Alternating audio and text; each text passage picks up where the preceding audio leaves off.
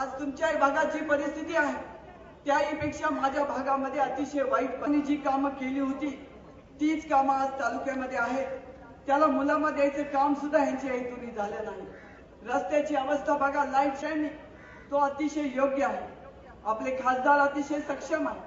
त्यांच्याबरोबर मी हा पुणे जिल्हा भारतीय जनता पक्षाचं पहिली महिन्यामध्ये वयाच्या 24व्या वर्षी पहिली महिला सरपंच झाली. त्या काळामध्ये आमचं राज्य नव्हतं, तिथं बारामतीकरांचं राज्य होतं. त्या ठिकाणी मी पंचायत समिती, जिल्हा परिषद, सोमेश्वर साखर कारखाना आणि भारतीय जनता पक्ष मोदींच्या प्रभावाखाली आहे. केंद्रामध्ये आपण दररोज बघता, मीडिया बघता, वर्तमानपत्र वाचता. राज्यातून आपल्या जिल्ह्यात आणि जिल्ह्यातून आमच्या गाव पातळीवर, तालुका पातळीवर न्यायची. त्याच्यासाठी जसा योग राष्ट्रीय अध्यक्ष अमित शहा यांचं आगमन झालेलं आहे. पार्टीच्या वतीनं हार्दिक स्वागत. महिलांना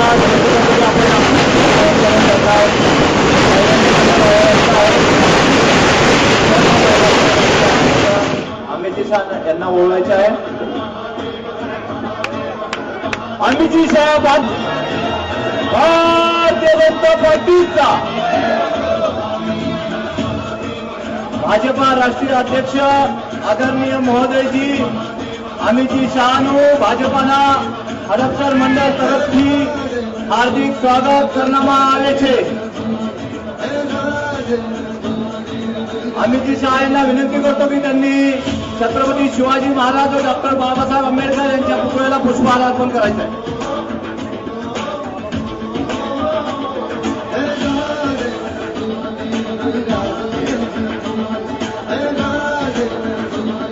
छत्रपती शिवाजी महाराज की, डॉक्टर बाबासाहेब आंबेडकरांचा, डॉक्टर बाबासाहेब आंबेडकरांचा, भारत माता की, भारत माता की. यानंतर हडपसर विधानसभा मतदारसंघ भारतीय जनता पार्टीच्या वतीनं हडपसर विधानसभा मतदारसंघाचे अध्यक्ष माऊली कुंडले व सर्व सरचिटणीस कार्यकर्त्यांच्या वतीनं अमितजी शहा यांना या ठिकाणी सन्मानित करण्यात येत आहे. तरी त्यांनी सन्मानित करावं असं मी त्यांना विनंती करतो. त्यावेळेचा फोटो देऊन त्यांना या ठिकाणी सन्मानित करण्यात येत आहे.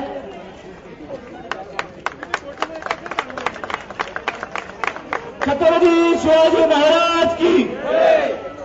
यानंतर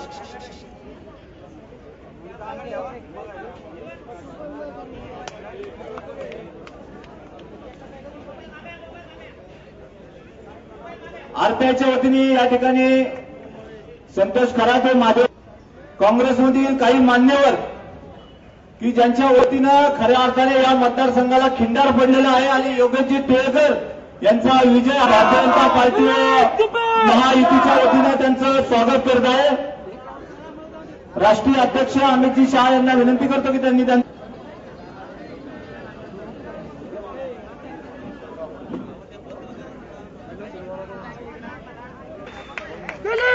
पुणे शहराचे माजी उपमहापौर प्रकाशजी मंत्री हे भारतीय जनता पार्टीमध्ये प्रवेश करत आहे.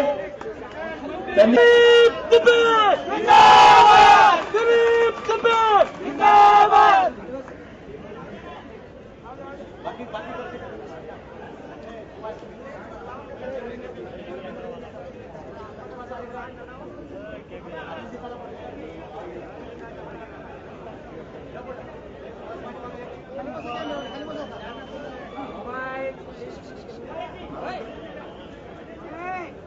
दादासाहेब मुरलीधर लोणकर हे स्वागत करत आहेत. स्टेजवरची गर्दी कमी करायची आहे.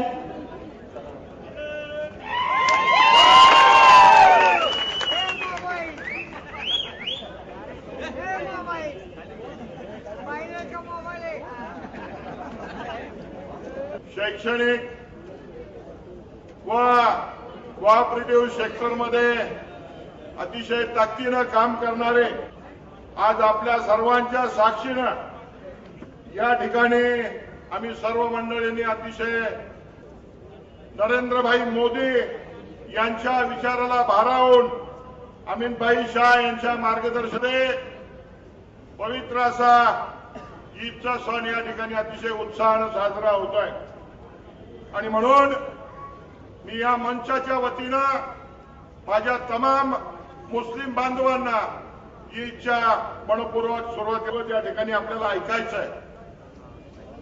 आज हा निर्णय करत असताना अनेकांच्या मनामध्ये निश्चितपणानं संभ्रम निर्माण झाला असेल, परंतु तो संभ्रम दूर करणं हे माझ्या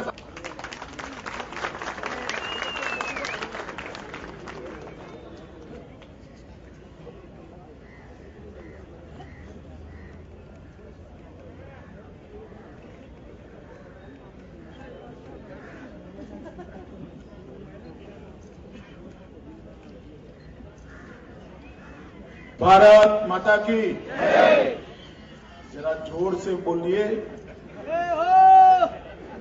राष्ट्रवादी पक्ष के कार्यालय तक आवाज जानी चाहिए। भारत माता की। मंच पर उपस्थित भारत सरकार के पेट्रोलियम मंत्री श्रीमान धर्मेंद्र प्रधान जी, पुणे के लोकप्रिय सांसद श्री अनिल जी, हमारे 2 विधानसभा के प्रत्याशी श्री योगेश टिएकर, श्रीमती संगीता राजे जी, चुनाव क्षेत्र के अध्यक्ष श्री मारुति आबा तुपे जी, आज जिनके नेतृत्व में बड़ी संख्या में समाज जीवन के बहुत सारे नेताओं ने प्रवेश किया है, ऐसे श्री दिलीप आबा तुपे जी, मंडल अध्यक्ष श्री माउली कुंडले जी, रंगाटाई टिएकर जी, मंच पर उपस्थित युति के सर्व नेतागण और आज इस जनसभा में उपस्थित माताओं, भाइयों और बहनों, आज पुणे में आकर मुझे चेतना और ऊर्जा का अनुभव होता है। पुणे से मेरा बहुत पुराना रिश्ता है, मैं यहां कहना नहीं चाहता, मगर ये पुण्य नगरी शिवाजी महाराज की नगरी है, बाजीराव पेशवा की नगरी है, तिलक महाराज की नगरी है। यही स्थान से जब देश घनघोर अंधेरे का अनुभव कर रहा था, शिवाजी ने जिजाऊ के मार्गदर्शन में देश को स्वतंत्रता का रास्ता दिखाया था। और केवल रास्ता नहीं दिखाया था, पुणे से लेकर पंजाब की सीमाओं तक एक हिंदवी स्वराज का निर्माण करने का काम शिवाजी महाराज ने यही पवित्र स्थान से किया। मित्रों, आज मैं भी हमारे प्रत्याशी योगेश टिएकर जी को सुन रहा था। वो इस मत क्षेत्र के अलग अलग सवाल, अलग अलग विकास के मुद्दों को आपके सामने रख रहे।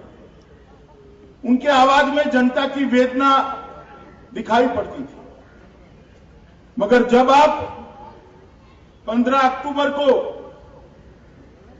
मतदान करें, तब मेरा आपसे एक निवेदन है कि किसी फ्लाईओवर या कचरे के ढक को हटाने के लिए मतदान मत करेगा, महाराष्ट्र के गौरव को पुनः प्रस्थापित करने के लिए मतदान करिएगा। महाराष्ट्र का गौरव अगर एक बार पुनः प्रस्थापित होता है तो बाकी सब चीजें अपने आप ठीक हो जाएंगी। मित्रों, ये महाराष्ट्र है जो आजादी के बाद पूरे देश का हर क्षेत्र में नेतृत्व करता था। कोऑपरेटिव मूवमेंट की शुरुआत इसी महाराष्ट्र से। देश के अंदर इरिगेशन कैसे हो, इसके 2 ही सेंटर थे, पंजाब और महाराष्ट्र। देश के अंदर किसानों की आमदनी कैसे बढ़े, इसके नए नए प्रयोग अगर कहीं पर होते थे तो महाराष्ट्र में। मित्रों, सबसे ज्यादा इन्वेस्टमेंट सालों तक लगभग 35-40 साल तक देश में उद्योग कहां सबसे ज्यादा लगे उसके आंकड़े आते थे तो पहला नंबर कोई नहीं देखता था, क्योंकि पहला नंबर हमेशा महाराष्ट्र का होता है। साकर कारखानों की शुरुआत, देश में कोऑपरेटिव साकर कारखानों की शुरुआत महाराष्ट्र। और इस 15 साल में जो देश का नेतृत्व करने वाला महाराष्ट्र था, उसकी क्या स्थिति, आप मुझे बताइए क्या स्थिति होगी। राष्ट्रवादी और कांग्रेस की सरकार ने 15 साल में राष्ट्र के सम्मान, महाराष्ट्र के सम्मान को नीचे से नीचे ले जाने का काम किया। जो महाराष्ट्र कभी देश में सबसे ज्यादा कृषि विकास दर पाया करता था, वो महाराष्ट्र में हर साल 3500 किसान आत्महत्या करने लगे हैं मित्रों, 3500 किसान। और यहां से ही 15 साल में से 10 साल तक देश के कृषि मंत्री शरद पवार जी रहे। शरद पवार महाराष्ट्र से देश के कृषि मंत्री रहे और महाराष्ट्र में देश में सबसे ज्यादा किसान आत्महत्या। बेरोजगारी कहां बढ़ी सबसे ज्यादा? सबसे ज्यादा बेरोजगारी महाराष्ट्र। इंडस्ट्रियल डेवलपमेंट में महाराष्ट्र जो 1 नंबर हुआ करता था, वो पिछड़ते पिछड़ते बहुत नीचे हो। महिला सुरक्षा के मामले में महाराष्ट्र का नंबर सबसे ऊपर रहता था, अब सबसे नीचे की सूची में महाराष्ट्र का नंबर आ गया। ये घोटाले तो इतने हुए कि जिसकी बात अगर करने जाए तो कितना भी लंबा समय हो कम हो। किसानों के खेतों में पानी पहुंचाने के लिए 17,000 करोड़ की एक इरिगेशन योजना बनी थी, पानी तो नहीं पहुंचा। 17,000 करोड़ राष्ट्रवादी और कांग्रेस के नेताओं के घर में पहुंच गए, पानी की एक बूंद भी किसानों के खेत में नहीं पहुंची। आदर्श सोसाइटी, कारगिल में जो जवान शहीद हुआ था, वो जवान की विधवा को मकान देने के लिए आदर्श सोसाइटी की रचना की गई। वहां फ्लैट किसको मिल गए? मुख्यमंत्री के साले सालियों को फ्लैट मिल गए। गबन कर कर शहीदों की विधवाओं के फ्लैट भी महाराष्ट्र के नेता खा। 101 घोटाले की सूची हमारे विपक्ष के नेता एकनाथ राव खड़से ने विधानसभा में दी है। मैं चाहता हूं कि राष्ट्रवादी और कांग्रेस के नेता जब मत मांगने जाए, जब वोट लेने के लिए जाए महाराष्ट्र की जनता के सामने, तब 101 घोटाले का जवाब लेकर जाए कि ये घोटाले किसने किए और इसके लिए कौन जिम्मेदार। 101 घोटालों का योग अगर बनाते हैं तो कितना होता है मालूम है आपको? 11,88,000 करोड़ रुपया। 11,88,000 करोड़ रुपया ये राष्ट्रवादी और कांग्रेस के नेता खा गए हैं। अभी डकार भी उनको नहीं आती है, फिर से शासन चाहिए आपसे। 11,88,000 करोड़ रुपया मित्रों, कोई छोटी अमाउंट नहीं होती। महाराष्ट्र का बजट है 2 लाख करोड़ रुपया। 5 साल तक महाराष्ट्र का सभी काम हो जाए तो भी ये 11,88,000 करोड़ रुपया समाप्त नहीं होगा। महाराष्ट्र का अर्बन डेवलपमेंट, महाराष्ट्र का ग्रामीण विकास, महाराष्ट्र का दलित उद्धार, महाराष्ट्र की शिक्षा, स्वास्थ्य, रोड, रास्ता, लाइट, पानी, ये सब 2 लाख करोड़ में होता है। 15 साल में ये 11,88,000 करोड़ रुपया जनता का राष्ट्रवादी और कांग्रेस के लोग खा गए और उनको फिर से आपके पास से शासन का अधिकार चाहिए। मैं पूछना चाहता हूं, आप देंगे ये भ्रष्ट राष्ट्रवादी को फिर से मौका देंगे? मित्रों, पैसा खा जाना एक बात है और दिमाग में अहंकार चढ़ जाना। मैंने तो देखे यहां के आपके सरकार के मंत्रियों के स्टेटमेंट, मैं रिपीट करना नहीं चाहता, यहां काफी महिलाएं भी बैठी हैं, सुचिता नहीं लगेगी, मगर इनके अहंकार से भरे स्टेटमेंट देखकर, उनके निवेदन देखकर माथा शर्म से झुक जाता है। पूरे महाराष्ट्र में उनके चट्टे बट्टों ने गुंडागर्दी को भाजा। आप याद करिए 15 साल पहले के पुणे, याद करिए, और आज के पुणे को याद करिए। दोनों में गुंडागर्दी बढ़ी है, ऐसा आपको लगता है क्या? लगता है? ये सरकार ने गुंडागर्दी बढ़ाने के अलावे कोई काम नहीं किया। मित्रों, जो महाराष्ट्र समग्र देश का नेतृत्व करता था, वो महाराष्ट्र आज इतना पिछड़कर नीचे। महाराष्ट्र को अगर फिर से उसका सम्मान दिलाना है तो भारतीय जनता पार्टी की युति की सरकार है। अभी मैं देख रहा था, पवार साहब पूछ रहे थे कि क्या किया आपने, अच्छे दिन आ गए। कांग्रेस के नेता भी पूछ रहे थे कि क्या हुआ, 4 महीना हो गया, 4 महीने में इस सरकार ने क्या किया। भाई 4 महीने में कोई सरकार से हिसाब मांगा नहीं जाता। हमें जनता ने मैंडेट दिया है 5 साल का, 60 महीने का, और आप तो हमारा हिसाब मांगने की जगह 60 साल का हिसाब दीजिए। कांग्रेस सरकार 60 साल तक देश में रही है, आपने कुछ नहीं किया। मगर मैं ऐसा कहकर बात को टालना नहीं चाहता। मैं आपको बताना चाहता हूं कि 100 दिन के अंदर भारतीय जनता पार्टी की मोदी सरकार ने, मित्रों, सबसे पहला काम हमने किया है, इस देश को बोलने वाला प्रधानमंत्री दिया है। 10 साल से तो प्रधानमंत्री की आवाज ही नहीं सुनाई पड़ती थी। बोलिए, सुनाई पड़ती थी आपको? अब इस देश को बोलने वाला प्रधानमंत्री देने का काम भारतीय जनता पार्टी की सरकार ने। सरद आओ, हमें क्या पूछ रहे हैं आप? हमने एक ऐसा प्रधानमंत्री दिया है जो लाल किले की प्राचीर पर खड़ा कर भाषण करता है तो सामने बुलेट प्रूफ शीशा नहीं रखना पड़ता। 56 की छाती वाला एक प्रधानमंत्री हमें पूछते हो हमने क्या किया है।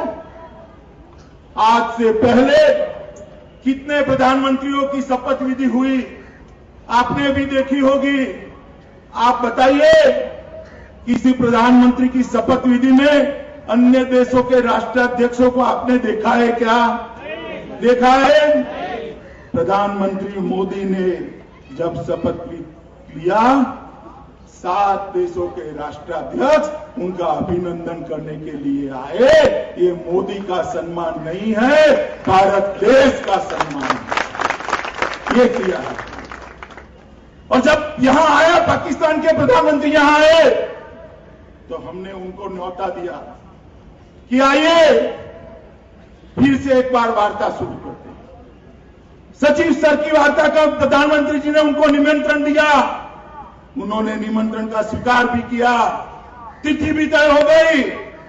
और जैसे जैसे तिथि तय नजदीक आई, पाकिस्तान ने फिर से एक बार कश्मीर के अलगाववादियों से बातचीत करना शुरू कर। कश्मीर के अलगाववादियों से पाकिस्तान के उच्चायुक्त ने बातचीत करना शुरू। ऐसा हर बार होता था, मगर पहले जब आपके शासन में होता था तो क्या होता था?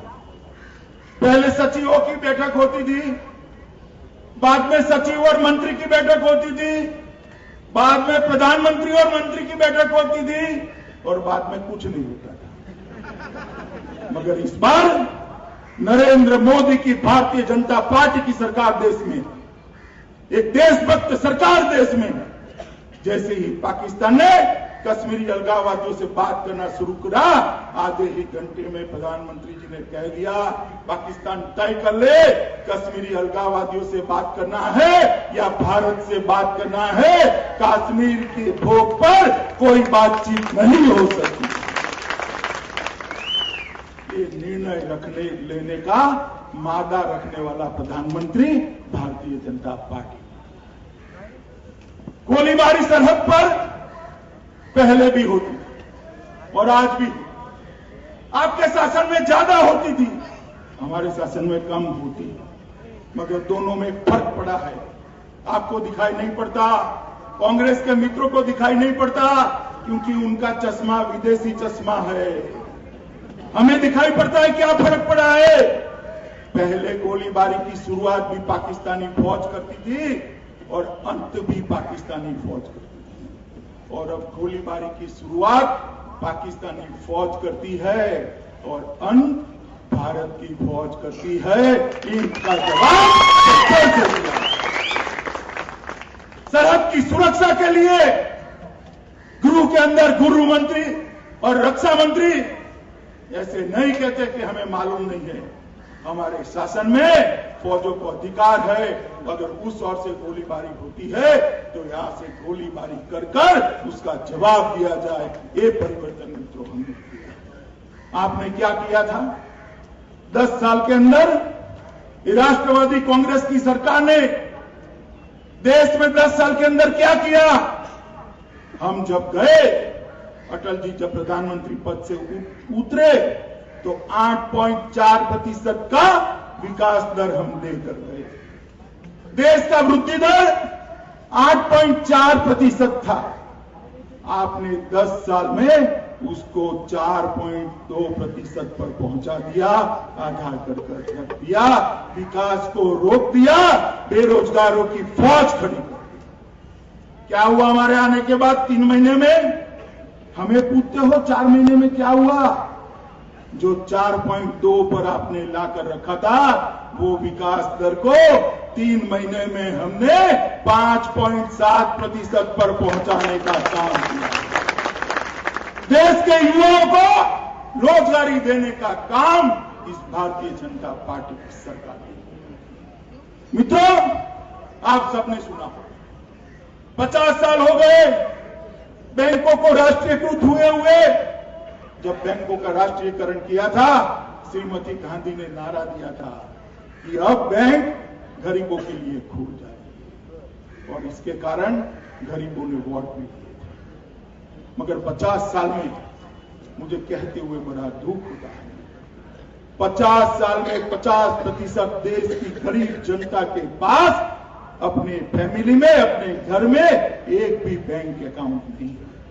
आप भी कल्पना नहीं कर सकते, जो दलित, आदिवासी, पिछड़ा, गरीब, उसके घर में एक भी बैंक अकाउंट नहीं था। नरेंद्र भाई ने आने के बाद एक जन धन योजना शुरू की, 0 बैलेंस से बैंक अकाउंट खोलना शुरू किया। एक ही महीने में 5 करोड़ गरीबों के बैंक अकाउंट खुले हैं और उनको 1 लाख का बीमा देने का काम भी इस सरकार ने किया। आपको गरीब का विचार नहीं आता, इसलिए नहीं आता कि आप तो या तो विदेश से आए हैं या तो बड़े समृद्ध परिवारों से आए हैं। हमारा नेता नरेंद्र मोदी चाय बेचते बेचते एक पिछड़े परिवार से प्रधानमंत्री बना है। गरीब का दर्द उसको मालूम है। 1 महीने के अंदर 5 करोड़ गरीबों को देश के अर्थतंत्र के अंदर हिस्सेदारी दिलाने का काम ये भारतीय जनता पार्टी की मोदी सरकार ने। हमें पूछते हो क्या किया है? 125 करोड़ का मार्केट था इस देश के पास। 125 करोड़ के लोगों की उपयोग की चीजें दुनिया भर से यहां आती है, यहां उत्पादन नहीं होता है, यहां युवा बेरोजगार बैठा रहता है। आपको सोच नहीं आई, आप में हिम्मत नहीं थी, आप में समझ भी नहीं थी कि ये 125 करोड़ की जनता एक बड़ी ताकत है। प्रधानमंत्री नरेंद्र भाई ने 15 अगस्त को एक नारा दिया, मेक इन इंडिया। दुनिया के अंदर आप हमारे यहां तैयार चीजें, तैयार मटेरियल मत बेचिए, यहां आकर बनाइए और हमारे लोगों को बेचिए। दुनिया भर के लोगों को यहां आमंत्रित किया और एक नई शुरुआत करी, मेक इन इंडिया, जिसके द्वारा इस देश में उत्पादन चीन से भी ज्यादा बढ़ेगा और रोजगारी का सर्जन होगा। ये काम हमारी सरकार ने ये 100 दिन किया। मित्रों, आपने सच बताइएगा, मैं पूछ रहा हूं इसलिए नहीं, कांग्रेस और राष्ट्रवादी की सरकार देश में थी तब 10 साल में पेट्रोल के दाम को घटते हुए देखा है? हैं? देखा है? ये 3 महीने में 6 रुपया घटा है या नहीं घटाया? पूरे क्या हो गया भाई? देश वही है, पेट्रोल को कुएं वही है। सवाल इतना ही आया है, पैसा न खाने वाला प्रधानमंत्री देश का प्रधानमंत्री बन गया है। धीरे धीरे महंगाई भी घटना शुरू है। मित्रों, कई ऐसी समस्याएं थी, कई ऐसी समस्या। बेटी बचाओ का नारा दिया, स्वच्छता का नारा दिया और समाज की समस्याओं को लोक आंदोलन में परिवर्तित करने का काम इस सरकार ने। गंगा शुद्धिकरण से लेकर स्वच्छता अभियान तक सालों से जिस पर किसी की नजर नहीं पड़ी थी, उसको नरेंद्र भाई ने देखा। इसको विजन कहते हैं। हमें पूछते हैं 4 महीने में क्या किया? मेरे पास तो इतना लंबा सूची है कि अगर मैं पढ़ना चाहूंगा तो एक भागवत सप्ताह बिठानी पड़ेगी, मगर 4 महीने का हमारा कामकाज समाप्त नहीं हुआ। मगर मैं आपको कहना चाहता हूं कि आपने 10 साल में क्या किया। हमने तो 4 महीने कोई समय देने का हिसाब नहीं होता, फिर भी उसका हिसाब दिया। आपने 10 साल में क्या? 2G घोटाला किया, हेलीकॉप्टर की खरीदी में घोटाला किया, टैंकों की खरीदी में घोटाला किया, आदर्श हाउसिंग सोसाइटी में घोटाला किया, CWG में घोटाला किया, इसरो में घोटाला किया, एयरपोर्ट बनाने में घोटाला किया, एरोप्लेन बनाने में घोटाला किया, सबमरीन बनाने में भी घोटाला किया। आपने 10 साल घोटाले के अलावे कुछ नहीं। और सबसे अंत में एक ऐसी चीज चोरी कर गए जो चोर भी चोरी नहीं। आप मुझे बताइए, पहले यहां बहुत सी बहनें बैठी, पहले हमारी मां बहनें कोयले से खाना बनाया करती थी, मालूम है ना आपको? तो कोयले को कहां रखते थे? घर के बाहर रखते थे ना भाई? हाँ के ना तो बोलिए। कोयले को घर के बाहर रखते थे ना? क्यों? क्योंकि चोर भी कोयला चोरी नहीं करता, ठीक है ना? एक कांग्रेसी तो कोयला भी चोरी कर गए।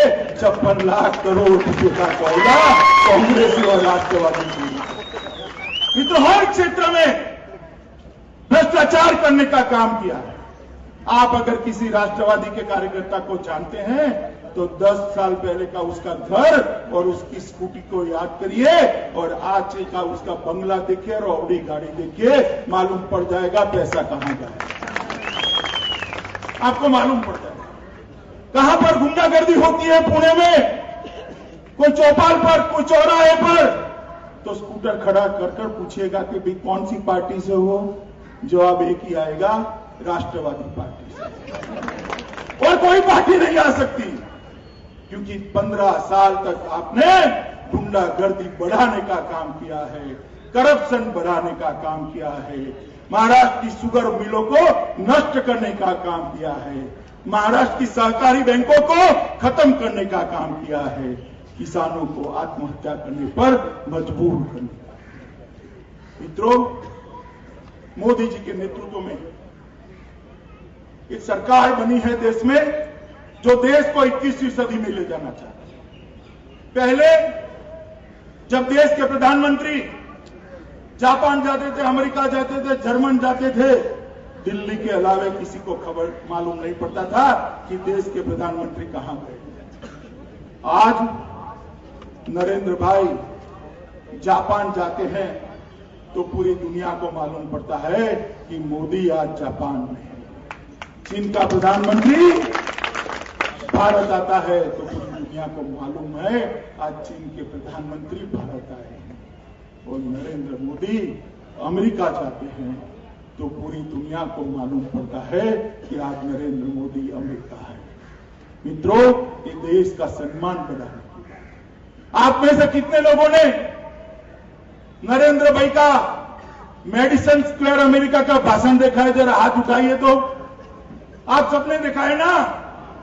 मुझे बताइए, जब देश के प्रधानमंत्री को सुनने के लिए गोरे लाइन लगाकर खड़े रहते हैं और देश का प्रधानमंत्री हिंदी में बोलता है तो आनंद होता है या नहीं होता है? होता है ना? मित्रों, ये नरेंद्र मोदी का सम्मान नहीं है, ये देश की 125 करोड़ की जनता का सम्मान दुनिया में है। पहले जिस भारत को कोई नहीं पूछता था, आज सबको लगता है 21वीं शताब्दी का नेतृत्व हिंदुस्तान करेगा। ये 4 महीने में इतना बड़ा फर्क हमने करा है। मोदी जी चाहते हैं, कल उन्होंने महाराष्ट्र की धरती पर बताया है कि मेरे मन की इच्छा है कि महाराष्ट्र फिर से नंबर 1 बने। मोदी जी के मन की इच्छा है कि महाराष्ट्र पुनः अपना गौरव प्रस्थापित करे। मोदी जी के मन की इच्छा है कि आज भी महाराष्ट्र के अंदर किसान आत्महत्या न करे। और इसलिए क्योंकि देश का विकास महाराष्ट्र के विकास के बिना संभव नहीं। ये महाराष्ट्र देश का ग्रोथ इंजन है। इंजन अगर धीमा पड़ जाएगा तो गाड़ी भी धीमे चलेगी, इंजन अगर फास्ट चलेगा तो गाड़ी भी फास्ट चलेगी। महाराष्ट्र का विकास ही देश का विकास कर सकता है। मगर महाराष्ट्र का विकास कब हो सकता है? आप मुझे बताइए, राष्ट्रवादी और कांग्रेस की सरकार यहां आती है तो मोदी जी की योजनाओं तो को आप तक पहुंचने देगी क्या? बताइए, पहुंचने देगी? अरे मंच पर साथ में नहीं बैठते, मंच पर नहीं बैठते आपके मुख्यमंत्री उनके साथ में। कहते हैं मैं बोलने खड़ा हुआ ताली नहीं बजी। अरे भाई, 10 साल आपका शासन ऐसा रहा कि जनता आज 15 साल जनता आज हुटिंग कर रही है। आपके भाषण की ताली भी क्या भारतीय जनता पार्टी बजवाए? हमने बजवानी चाहिए क्या? यहां ऐसा मुख्यमंत्री चाहिए जो नरेंद्र मोदी की योजनाओं को महाराष्ट्र की जनता तक पहुंचाए। यह इंफ्रास्ट्रक्चर बना पड़ा है। महाराष्ट्र के पुरखों ने एक बड़ी इमारत बनाई है, उसके ऊपर सिर्फ कलर करना है, 2 मंजिले ज्यादा ऊपर खींचने हैं। ये काम मोदी जी यहां अच्छे मुख्यमंत्री के सपोर्ट से कर सकते हैं। और अच्छा मुख्यमंत्री लाना है तो हमारे दोनों प्रत्याशियों को जिताकर महाराष्ट्र की विधानसभा में भेजना। मित्रों, अब पानी, गटर, कचरा इन सब से बाहर निकल। महाराष्ट्र की समस्या अलग है। विश्वास का संकट है, नेतृत्व का संकट है, प्रामाणिक लोगों का संकट है, देश में इस राम राज्य में सुशासन देने वाली सरकार का संकट। अगर आपको भरोसा पड़े ऐसा नेता बिठाइए, अपने आप प्रामाणिक नेता बिठाइए, अपने आप काम हो जाएगा। मोदी जी की योजनाओं को आप तक पहुंचाइए, ऐसा नेता बिठाइए, अपने आप काम होने लगेगा, कुछ और करना। और मुझे बताइए, एनसीपी का तो कोई राष्ट्रीय नेता है नहीं, है क्या? नहीं है ना? कांग्रेस में कौन है? राहुल बाबा। अभी दिग्विजय सिंह कहते थे कि हम लोकसभा चुनाव इसलिए हार गए कि राहुल बाबा बोले नहीं, कम बोले। उनकी बात सही है, राहुल बाबा कम बोले और आप चुनाव भी हार गए। मगर भाई दिग्विजय, आपको मालूम नहीं है, राहुल बाबा बोले होते ना तो 44 भी न आती, 4 रह जाती। देश का नेतृत्व मित्रों अब कांग्रेस नहीं कर सकती। देश का नेतृत्व राष्ट्रवादी पार्टी नहीं कर सकती। देश का नेतृत्व भारतीय जनता पार्टी और देश के प्रधानमंत्री नरेंद्र मोदी कर सकते हैं। उनके हाथ मजबूत करने के लिए महाराष्ट्र में एक मजबूत भारतीय जनता पार्टी की सरकार है। महाराष्ट्र का एक व्यक्ति, भारतीय जनता पार्टी का कार्यकर्ता जब यहां की सरकार संभालेगा, अपने आप महाराष्ट्र पुनः वैभवशाली बनने की शुरुआत। मित्रों, 15 अक्टूबर को आप लोग एक साथ एक मत होकर, जात पात से ऊपर उठकर, यहां बैठा हुआ हर नागरिक 20 मत भारतीय जनता पार्टी के लिए बनाने का आने वाले 7 दिनों में काम करे, ऐसी मेरी आप सबसे अपील है। यहां जितने लोग बैठे हैं वो सभी अगर 20 वोट दिलाते हैं तो हमारे प्रत्याशी को जीतने में कोई तकलीफ नहीं पड़ेगी। आप बताइए, पड़ेगी? आप लोग बनाएंगे 20 मत? महाराष्ट्र के लिए इतना काम करेंगे? कुएं के लिए इतना काम करेंगे, मोदी जी के हाथ मजबूत करेंगे। अगर आप लोग मेरे साथ सहमत है तो दोनों हाथ खड़े कर मुट्ठी बांधकर मेरे साथ भारत माता की जय बोलेंगे। भारत माता की, भारत माता की, भारत माता की, वंदे मातरम। हडपसर विधानसभा मतदारसंघाचे अध्यक्ष माऊली कुंडले आभार प्रदर्शन करतो. आजच्या सभेला उपस्थित झालेले आपले राष्ट्रीय अध्यक्ष अमित शहा, केंद्रीय पेट्रोलियम मंत्री धर्मेंद्रजी प्रधान, त्याचप्रमाणे पुणे शहराचे अध्यक्ष अनिलरावजी शिरोळे यांचं मी मनापासून आभार मानतो. त्याचप्रमाणे हा मांडव व्यवस्था उपलब्ध करून दिली असे दादा शिंदे मांडववाले यांचेही मी आभार मानतो. आणि वेळात वेळ काढून आपण सगळेजण या ठिकाणी सभेला उपस्थित झालात, आपले सर्वांचे मी आभार मानतो. भारत माता की